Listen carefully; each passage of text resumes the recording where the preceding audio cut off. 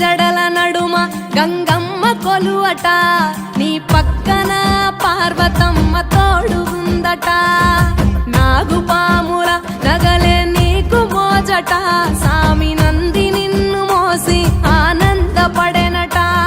మహేశ్వర విశాల విశ్వమేలె నాయక, అఖండాంకితమైతిని రాని సేవలో. ఆదియోగి గరళా కంఠుడా, ఆదియోగి ఘనశూలధారుడా, ఆదియోగి పల్ల జడ